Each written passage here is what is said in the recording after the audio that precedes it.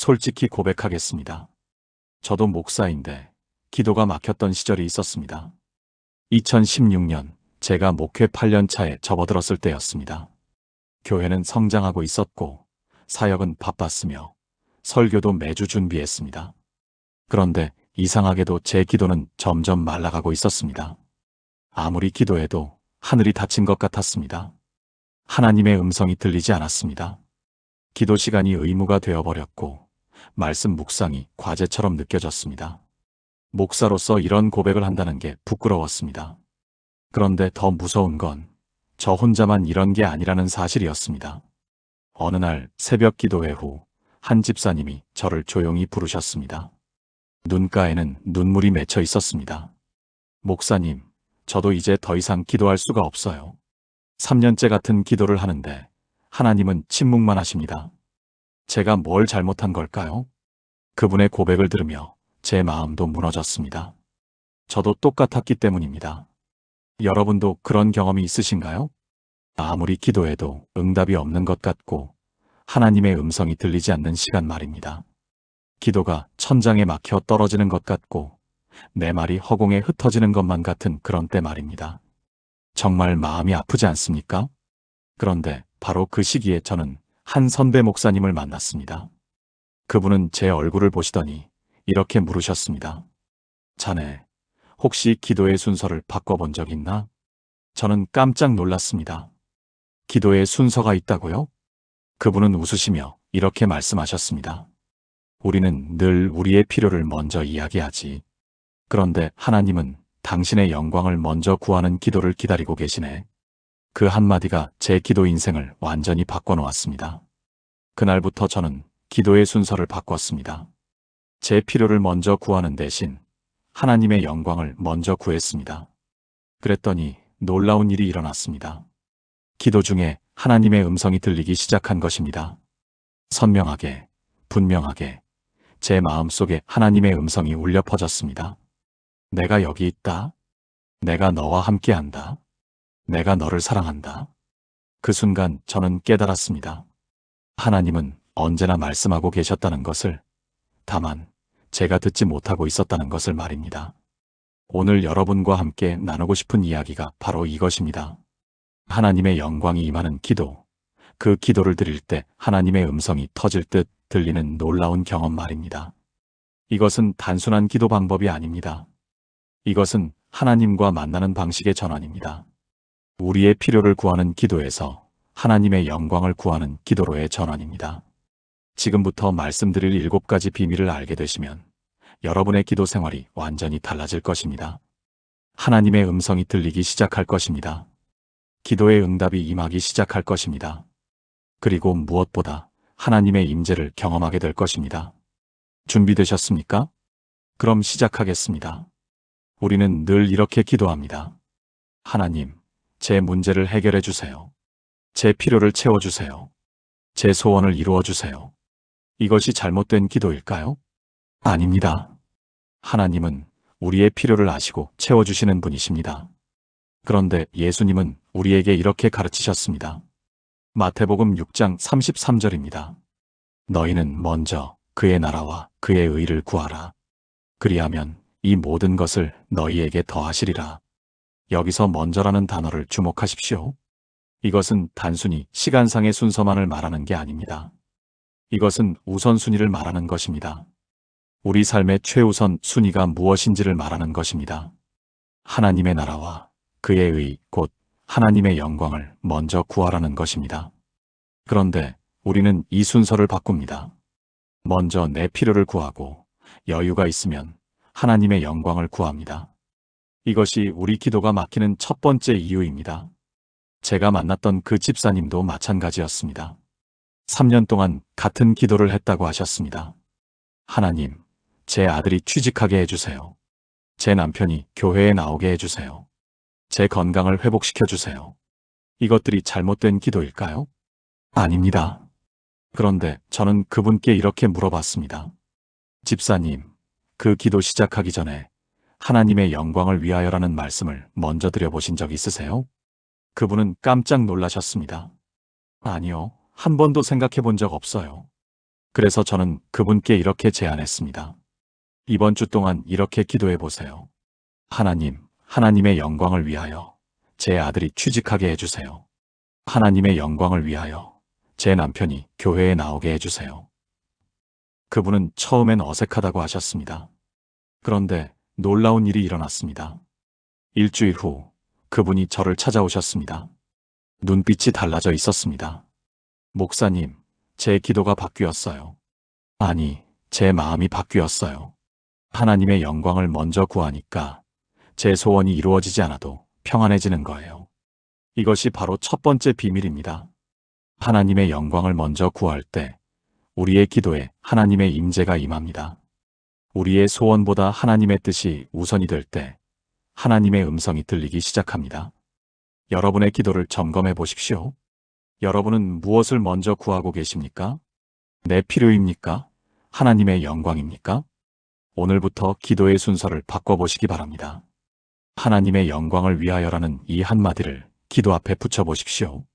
그러면 여러분의 기도가 달라지기 시작할 것입니다. 하나님의 음성이 들리기 시작할 것입니다. 우리는 대부분 간구로 기도를 시작합니다. 하나님, 이것 좀 주세요. 저것 좀 해주세요. 그런데 성경은 우리에게 다른 방법을 가르쳐 줍니다. 빌립보서 4장 6절입니다. 아무것도 염려하지 말고 다만 모든 일에 기도와 간구로 너희 구할 것을 감사함으로 하나님께 아뢰라. 여기서 감사함으로라는 표현을 주목하십시오. 간구하되 감사함으로 간구하라는 것입니다. 이것은 단순히 감사합니다라는 말을 덧붙이라는 뜻이 아닙니다. 이것은 감사하는 마음으로, 감사의 자세로 기도하라는 뜻입니다. 그런데 우리는 이것을 거꾸로 합니다. 먼저 불평하고, 먼저 원망하고, 그 다음에 구합니다. 하나님, 제 삶이 왜 이렇게 힘듭니까? 왜 저만 이런 고통을 겪어야 합니까? 그러니 빨리 도와주세요. 이런 기도에 하나님의 응답이 임할까요? 제가 목회하면서 만난 한 권사님의 이야기를 들려드리겠습니다. 그분은 15년 동안 우울증으로 고생하셨습니다. 온갖 기도를 다 해보셨습니다. 금식기도, 철야기도, 산기도까지 다 해보셨습니다. 그런데 나아지지 않았습니다. 오히려 하나님께 원망하는 마음만 커졌습니다. 하나님, 제가 뭘 잘못했습니까? 왜 저만 이렇게 고통받아야 합니까? 그러던 어느 날, 그분은 자살을 생각하기까지 했습니다. 그때 제가 그분을 만났습니다. 그리고 이렇게 제안했습니다. 권사님, 한 달만 이렇게 기도해 보시겠어요? 매일 아침 일어나서 감사 제목 3가지를 먼저 고백하세요. 그 다음에 기도 제목을 드리세요. 그분은 처음엔 화를 내셨습니다. 목사님, 제가 지금 이렇게 아픈데 무슨 감사를 해요? 감사할 게 하나도 없어요. 저는 그분의 손을 잡고 이렇게 말씀드렸습니다. 권사님, 지금 숨을 쉬고 계신 게 감사 아닙니까? 지금 제 말을 들으실 수 있는 게 감사 아닙니까? 하나님이 오늘 아침에도 권사님을 살려주신 게 감사 아닙니까? 그분은 눈물을 흘리셨습니다. 그리고 한 달간 그렇게 기도하기로 약속하셨습니다. 처음 일주일은 힘들었다고 합니다. 억지로 감사 제목을 찾아야 했습니다. 그런데 둘째 주부터 이상한 일이 일어났습니다. 감사 제목이 눈에 보이기 시작한 것입니다. 오늘 아침 햇살이 따뜻해서 감사합니다. 잠을 푹 잘 수 있어서 감사합니다. 아침밥을 먹을 수 있어서 감사합니다. 셋째 주가 되자 더 놀라운 일이 일어났습니다. 우울증 증상이 줄어들기 시작한 것입니다. 그리고 한 달 후 그분이 저를 찾아오셨을 때 저는 깜짝 놀랐습니다. 얼굴이 환해져 있었습니다. 목사님, 하나님의 음성이 들려요. 내가 너를 사랑한다. 내가 너와 함께한다. 이 음성이 제 마음속에 계속 들려요. 이것이 바로 두 번째 비밀입니다. 감사로 시작하는 기도는 우리의 마음을 열고 하나님의 음성을 듣게 합니다. 감사는 불평의 문을 닫고 하나님의 은혜를 보는 눈을 뜨게 합니다. 데살로니가전서 5장 18절은 이렇게 말씀합니다. 범사에 감사하라. 이것이 그리스도 예수 안에서 너희를 향하신 하나님의 뜻이니라. 범사에 감사하라는 것입니다. 좋을 때만 감사하는 게 아니라 어려울 때도 감사하라는 것입니다. 이것이 하나님의 뜻입니다. 여러분, 오늘부터 기도를 감사로 시작해 보십시오. 아무리 힘들어도 아무리 어려워도 먼저 감사 제목 3가지를 고백하고 기도를 시작해 보십시오. 그러면 여러분의 마음이 달라지기 시작할 것입니다. 그리고 하나님의 음성이 들리기 시작할 것입니다. 우리는 대부분 우리의 말로 기도합니다. 우리의 생각, 우리의 표현, 우리의 단어로 기도합니다. 그런데 가장 강력한 기도는 하나님의 말씀으로 하는 기도입니다. 시편 119편 89절을 보십시오. 여호와여 주의 말씀은 영원히 하늘에 굳게 섰사오며 하나님의 말씀은 영원히 하늘에 굳게 서 있습니다. 변하지 않고 흔들리지 않고 사라지지 않습니다. 그러므로 우리가 하나님의 말씀으로 기도할 때 그 기도는 하늘을 뚫고 하나님께 상달됩니다. 이사야 55장 11절은 이렇게 약속합니다. 내 입에서 나가는 말도 이와 같이 헛되이 내게로 돌아오지 아니하고 나의 기뻐하는 뜻을 이루며 내가 보낸 일에 형통함이니라. 하나님의 말씀은 반드시 그 뜻을 이룹니다. 헛되이 돌아오지 않습니다. 그러므로 우리가 하나님의 말씀을 가지고 기도할 때 그 기도는 반드시 응답받습니다. 제가 신학교 다닐 때 만난 한 동기의 이야기를 들려드리겠습니다. 그 친구는 가난한 집안 출신이었습니다. 신학교 등록금을 내기 위해 아르바이트를 3개나 했습니다. 그러다 보니 공부할 시간도 없고 기도할 시간도 없었습니다. 어느 날 그 친구가 쓰러졌습니다.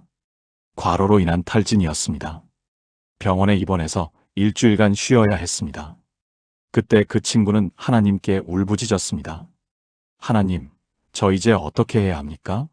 등록금도 내야 하고 생활비도 벌어야 하는데 이렇게 쓰러지면 어떻게 합니까? 그런데 그날 밤 그 친구는 꿈을 꾸었다고 합니다. 꿈속에서 빌립보서 4장 19절 말씀이 떠올랐다고 합니다. 나의 하나님이 그리스도 예수 안에서 영광 가운데 그 풍성한 대로 너희 모든 쓸 것을 채우시리라. 그 친구는 깨어나자마자 그 말씀을 붙잡고 기도하기 시작했습니다. 하나님, 당신의 말씀대로 제 모든 쓸 것을 채워주실 것을 믿습니다. 하나님이 그리스도 예수 안에서 영광 가운데 그 풍성한 대로 채워주실 것을 믿습니다. 그렇게 일주일간 병원에서 그 말씀으로만 기도했습니다. 그런데 놀라운 일이 일어났습니다. 퇴원하고 학교에 돌아왔을 때 학교 사무실에서 연락이 왔습니다. 익명의 후원자가 그 친구의 등록금 전액을 내주었다는 것이었습니다. 그뿐만이 아니었습니다. 한 교회에서 그 친구에게 장학금을 주겠다고 연락이 왔습니다. 매달 생활비를 지원해 주겠다는 것이었습니다. 그 친구는 눈물을 흘리며 저에게 이렇게 말했습니다. 형, 하나님의 말씀은 정말 살아있어. 말씀으로 기도하니까 정말 그대로 이루어졌어. 이것이 바로 3번째 비밀입니다. 말씀으로 기도할 때 하나님의 능력이 임합니다.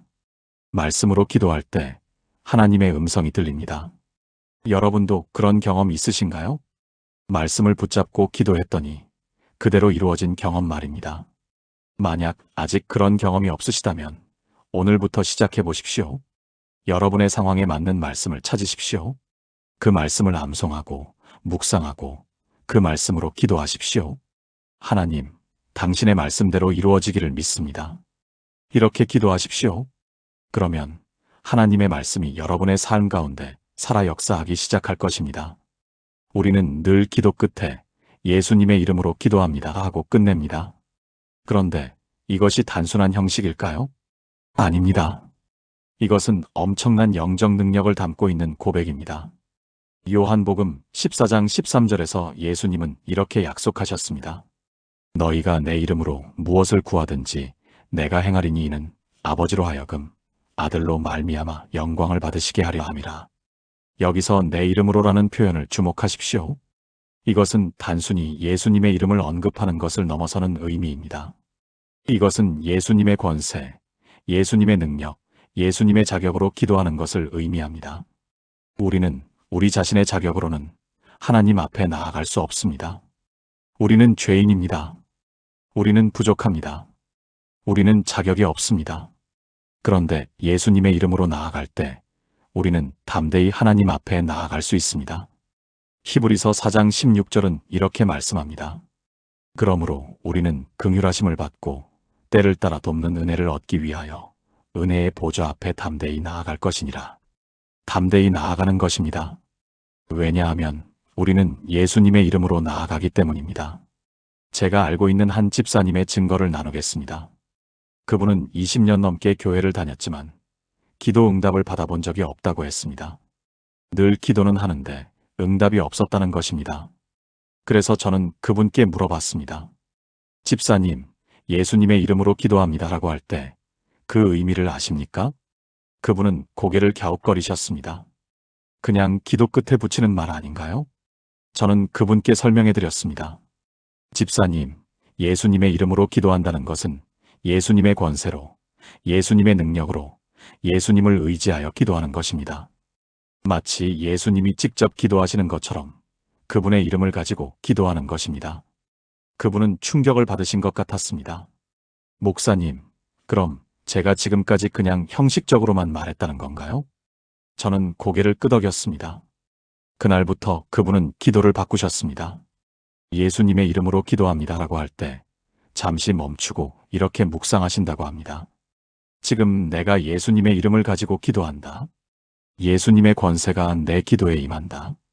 예수님의 능력이 나를 통해 역사한다. 그렇게 6개월이 지났을 때 그분이 저를 찾아오셨습니다. 얼굴에 기쁨이 가득했습니다. 목사님, 제 기도가 달라졌어요. 예수님의 이름으로 기도할 때마다 능력이 느껴져요. 그리고 하나님의 음성이 들려요. 이것이 바로 네 번째 비밀입니다. 예수님의 이름으로 기도할 때 하늘의 문이 열립니다. 예수님의 이름으로 기도할 때 하나님의 능력이 임합니다. 사도행전 4장 12절은 이렇게 선포합니다. 다른 이로서는 구원을 받을 수 없나니 천하 사람 중에 구원을 받을 만한 다른 이름을 우리에게 주신 일이 없음이라. 예수님의 이름만이 구원의 이름입니다. 예수님의 이름만이 능력의 이름입니다. 여러분, 오늘부터 예수님의 이름으로 기도합니다라고 할 때 잠시 멈추십시오. 그리고 그 의미를 묵상하십시오. 지금 내가 예수님의 권세로 기도한다. 예수님의 능력이 내 기도에 임한다. 이렇게 고백하십시오. 그러면 여러분의 기도가 달라지기 시작할 것입니다. 우리는 혼자 기도한다고 생각합니다. 그런데 성경은 우리가 결코 혼자 기도하지 않는다고 말씀합니다. 로마서 8장 26절을 보십시오. 이와 같이 성령도 우리의 연약함을 도우시나니 우리는 마땅히 기도할 바를 알지 못하나 오직 성령이 말할 수 없는 탄식으로 우리를 위하여 친히 간구하시느니라. 우리가 기도할 때 성령님이 함께 기도하십니다. 우리가 무엇을 기도해야 할지 모를 때 성령님이 우리를 위해 간구하십니다. 우리가 말할 수 없을 때 성령님이 말할 수 없는 탄식으로 간구하십니다. 이것은 얼마나 놀라운 은혜입니까? 우리는 혼자가 아닙니다. 우리의 기도에는 성령님이 함께 하십니다. 제가 목회 초기에 만난 한 청년의 이야기를 들려드리겠습니다. 그 청년은 가족 문제로 너무나 힘들어했습니다. 부모님이 이혼 직전이었고 동생은 비행 청소년이 되었습니다. 그 청년은 매일 밤 울면서 기도했습니다. 그런데 기도하면 할수록 막막했습니다. 무슨 말을 해야 할지, 무엇을 구해야 할지 알 수가 없었습니다. 어느 날 그 청년이 저를 찾아왔습니다. 목사님, 저 기도를 못하겠어요. 뭐라고 기도해야 할지 모르겠어요. 그냥 울기만 해요. 저는 그 청년에게 로마서 8장 26절 말씀을 읽어주었습니다. 그리고 이렇게 말씀드렸습니다. 괜찮아요. 울기만 해도 괜찮아요. 성령님이 당신을 위해 기도하고 계시니까요. 당신이 말할 수 없을 때 성령님이 말할 수 없는 탄식으로 간구하고 계시니까요. 그 청년은 놀란 표정으로 물었습니다. 정말요? 제가 아무 말도 못해도 성령님이 저를 위해 기도하신다고요? 저는 고개를 끄덕였습니다. 그날부터 그 청년은 기도가 달라졌습니다. 말이 막힐 때마다 이렇게 기도했다고 합니다. 성령님, 제가 뭐라고 기도해야 할지 모르겠어요. 성령님이 저를 위해 기도해 주세요. 그렇게 3개월이 지났을 때 놀라운 일이 일어났습니다. 부모님이 화해하셨고 동생이 교회에 나오기 시작했습니다. 그 청년은 눈물을 흘리며 제게 간증했습니다. 목사님, 성령님이 정말 저를 위해 기도하셨어요. 제가 못한 기도를 성령님이 하셨어요. 이것이 바로 5번째 비밀입니다. 성령님과 함께하는 기도는 절대 실패하지 않습니다. 성령님과 함께하는 기도는 하나님의 뜻에 합당한 기도입니다. 로마서 8장 27절은 이렇게 말씀합니다. 마음을 살피시는 이가 성령의 생각을 아시나니 이는 성령이 하나님의 뜻대로 성도를 위하여 간구하심이니라. 성령님은 하나님의 뜻대로 간구하십니다. 그러므로 우리가 성령님과 함께 기도할 때 그 기도는 반드시 하나님의 뜻에 합당한 기도가 됩니다. 여러분, 기도할 말이 없으십니까? 무엇을 기도해야 할지 모르겠습니까? 괜찮습니다. 성령님께 맡기십시오. 성령님, 저를 위해 기도해 주세요. 이렇게 고백하십시오. 그러면 성령님이 당신을 위해, 당신을 대신하여 기도하실 것입니다. 그리고 하나님의 음성이 들리기 시작할 것입니다. 우리는 기도하면서도 의심합니다. 하나님이 정말 들어주실까? 내 기도가 정말 응답받을까? 이런 의심을 품고 기도합니다. 그런데 야고보서 1장 6절에서 7절은 이렇게 경고합니다. 오직 믿음으로 구하고 조금도 의심하지 말라.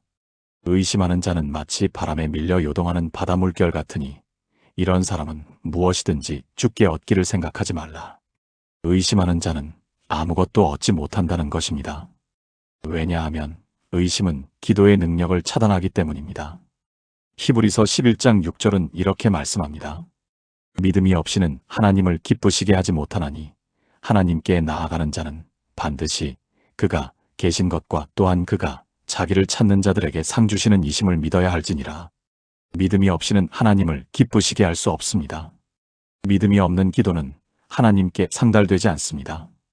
제가 몇 년 전에 만난 한 장로님의 이야기를 나누겠습니다. 그분은 사업이 어려워서 파산 직전까지 갔습니다. 매일 밤 기도했지만 상황은 나아지지 않았습니다. 어느 날 그분이 저에게 이렇게 물었습니다. 목사님, 저는 매일 기도하는데 왜 응답이 없을까요? 저는 그분께 되물었습니다. 장로님, 기도하실 때 정말 믿으시면서 기도하셨습니까? 그분은 잠시 침묵하시더니 솔직하게 대답하셨습니다. 솔직히 반신반의했습니다. 하나님이 정말 도와주실까 의심했습니다. 저는 그분께 마가복음 11장 24절 말씀을 읽어드렸습니다. 그러므로 내가 너희에게 말하노니 무엇이든지 기도하고 구하는 것은 받은 줄로 믿으라. 그리하면 너희에게 그대로 되리라. 받은 줄로 믿으라는 것입니다. 아직 받지 않았어도 이미 받은 것처럼 믿으라는 것입니다. 그분은 그날부터 기도를 바꾸셨습니다. 하나님, 제 사업을 회복시켜 주실 것을 믿습니다. 아직 보이지 않지만 이미 받은 줄로 믿습니다. 매일 이렇게 고백하셨습니다. 상황은 여전히 어려웠습니다. 그런데 그분의 마음은 달라졌습니다. 의심이 사라지고 평안이 임했습니다. 그리고 6개월 후 놀라운 일이 일어났습니다. 예상치 못한 곳에서 큰 계약이 들어왔고 사업이 회복되기 시작했습니다. 그분은 눈물을 흘리며 간증하셨습니다. 목사님, 믿음으로 기도하니까 정말 되더라고요. 의심을 버리니까 하나님의 응답이 임하더라고요. 이것이 바로 6번째 비밀입니다. 믿음으로 구하는 기도는 반드시 응답받습니다. 의심을 버리고 믿음으로 나아가는 기도에는 하나님의 능력이 임합니다. 마태복음 21장 22절에서 예수님은 이렇게 약속하셨습니다. 너희가 기도할 때에 무엇이든지 믿고 구하는 것은 다 받으리라. 다 받으리라는 것입니다. 조건은 단 하나 믿고 구하는 것입니다. 여러분, 지금 기도하고 계신 것이 있습니까? 그것을 정말 믿으면서 기도하고 계십니까? 아니면 반신반의하면서 기도하고 계십니까? 오늘부터 의심을 버리십시오. 하나님, 이미 받은 줄로 믿습니다. 이렇게 고백하십시오. 그러면 하나님의 응답이 임하기 시작할 것입니다. 우리는 한두 번 기도하고 포기합니다. 응답이 안 오면 하나님이 안 된다고 하시나 보다 하고 그만둡니다. 그런데 예수님은 우리에게 끊임없이 기도하라고 가르치셨습니다. 누가복음 18장 1절에서 예수님은 이렇게 말씀하셨습니다. 항상 기도하고 낙심하지 말아야 할 것을 그들에게 비유로 말씀하여. 항상 기도하고 낙심하지 말라는 것입니다. 한두 번 기도하고 포기하지 말고 계속해서 기도하라는 것입니다.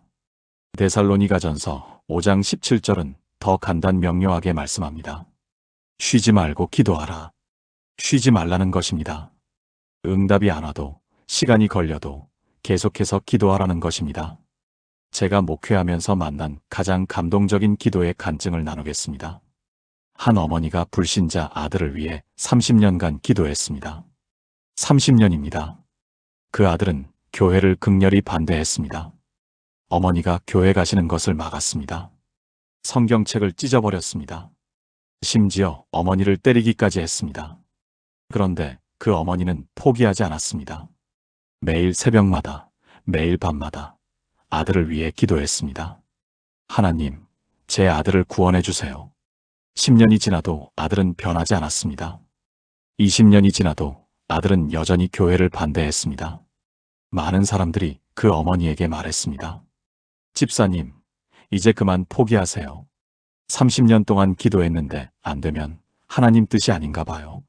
그런데 그 어머니는 이렇게 대답하셨습니다. 아니요. 제가 살아있는 한 포기하지 않을 거예요. 하나님은 반드시 제 아들을 구원하실 거예요. 그리고 정확히 30년째 되던 해, 그 아들에게 큰 사건이 일어났습니다. 교통사고로 죽을 뻔한 것입니다. 그 순간 아들은 어머니의 기도가 떠올랐다고 합니다. 하나님, 정말 계시다면 저를 살려주세요. 기적적으로 그 아들은 살아났습니다. 그리고 병원 침대에서 예수님을 영접했습니다. 지금 그 아들은 목사가 되어 복음을 전하고 있습니다. 30년 동안 쉬지 않고 기도한 어머니의 기도가 마침내 응답받은 것입니다. 이것이 바로 7번째 비밀입니다. 끊임없이 구하는 기도는 반드시 응답받습니다. 포기하지 않는 기도에는 하나님의 때가 임합니다. 누가복음 11장 9절에서 예수님은 이렇게 약속하셨습니다. 내가 너희에게 이르노니 구하라 그리하면 너희에게 주실 것이요 찾으라 그리하면 찾아낼 것이요 문을 두드리라 그리하면 너희에게 열릴 것이니 구하라 찾으라 두드리라는 것입니다. 이것은 계속해서 구하고 계속해서 찾고 계속해서 두드리라는 의미입니다. 여러분, 지금 기도하고 계신 것이 있습니까? 오래 기도했는데 아직 응답이 없습니까? 포기하지 마십시오. 계속해서 기도하십시오.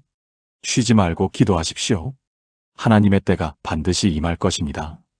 하나님의 응답이 반드시 올 것입니다. 사랑하는 여러분, 지금까지 하나님의 영광이 임하는 기도, 하나님의 음성이 들리는 기도의 7가지 비밀을 나누었습니다.